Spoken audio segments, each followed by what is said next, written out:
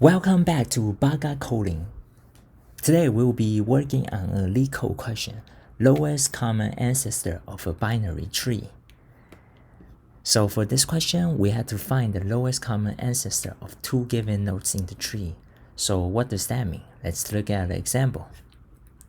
For this binary tree, we had to find the lowest common ancestor of tree node 5 and tree node 1.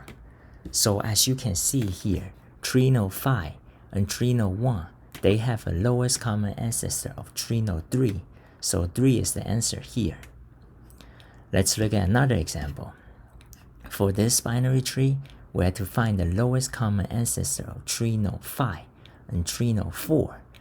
So as you can see, tree node 4 is here and tree node 5 is here. So the lowest common ancestor is tree node 5. Because the question here also say a node can be a descendant of itself. So tree node 5 have a descendant of tree node 4, and tree node 5 also have a descendant of tree node 5, which is itself. That's why tree node 5 is the lowest common ancestor here.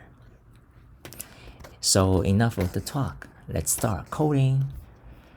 First, we start by checking if the root is equal to no. If it's equal to no, then congratulations, you are done. We return no. However, life is not that easy. We must continue if the root is not equal to no. So we check if root.value is equal to p's value or root's value is equal to q's value. If it's equal to either one of them, then we return root. Because, for example here, if this root value is equal to either 5 or 4, then we must return it because the root value does not have a parent node. So the root value is the lowest common ancestor because there's no parent node. And the root value can be, and here it says the node can be a descendant of itself. So if root value is equal to either p's value or q's value, it can be a descendant of itself, and there's no parent node. So the root value must be the lowest common ancestor here. Okay, so if the root value is not equal to either p's value or q's value, then we had to break it down into smaller subproblems.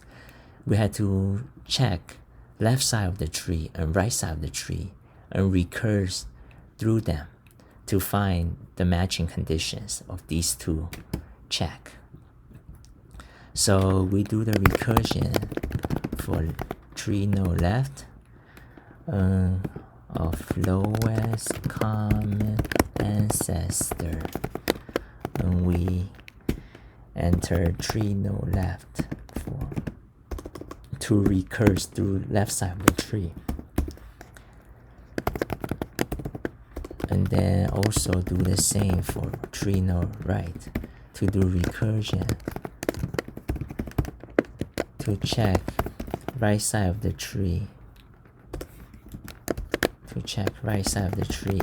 to see if it's matching these two condition checks.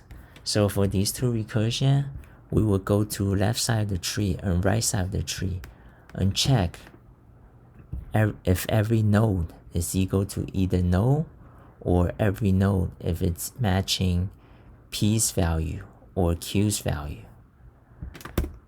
Then if we find a left value which is not no, and we find a right value, right tree node value that's not no, then we return the root, because this means that there's one node in left side of the tree that's matching either p's value and q's value, and there's one node in the right side of the tree that's matching p's value and q's value.